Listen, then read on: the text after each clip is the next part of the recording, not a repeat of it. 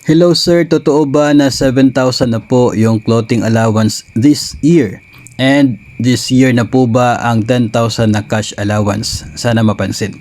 Okay, unang-una, nung hindi pa po na-approve yung budget para sa 2024 ay mismo ang DBM na yung nagsabi na included sa kanilang budget for 2024 ang nasa 7,000 pesos na uniform clothing allowance ng mga civilian personnel ng gobyerno. So hindi naman po ito tinanggal, na-approve na po ngayon yung budget sa 2024. So pwede po nating asahan na ngayong darating na Abril ay nasa 7,000 na yung clothing allowance. Pero bago po niyan ay maglalabas po muna ng panibagong circular itong DBM tungkol po dyan, no? Kasi yung current is 6,000 pa lamang po, no? So I believe na maglalabas ng circular ang DBM po dyan para doon sa 7,000. Pero yun naman po ay talaga pong ibinahagi na ni DBM Secretary na itong pagtaas ng uniform clothing allowance base doon sa 2024 budget. So at hintayin na lamang po natin yung magiging circular dyan para magiging official yung pag-release ng nasabi pong bonus. And nabanggit na po naman po natin yan sa previous episodes po natin before na pwedeng magkaroon na o maging part na ng taxable income yung 1,000 pesos dyan. No, kasi nga yung nasa train law ay up to 6,000 lamang yung part ng de minimis benefits, no, na hindi po siya taxable.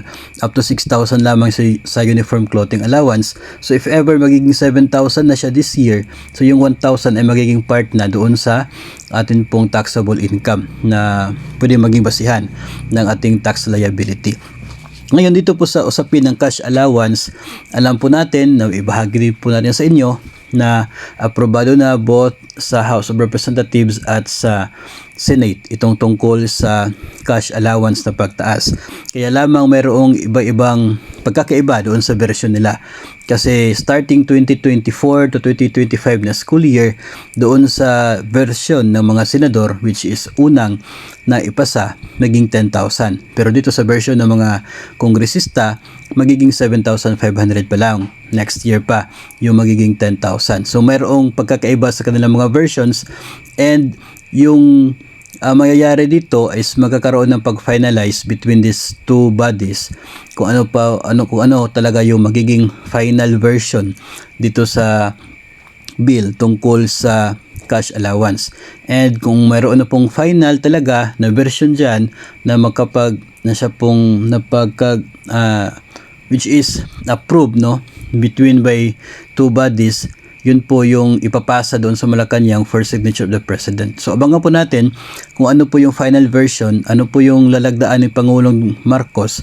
Kung ano po yun na po yung masusunod. So kung nandoon po sa magiging batas na starting school year 2024 to 2025, 10,000 na, so 10,000 talaga. Pero kung nandoon po sa magiging batas na 7,500 lang, so 7,500 lang yung aasahan natin by this year para po sa cash allowance ng mga public school teachers.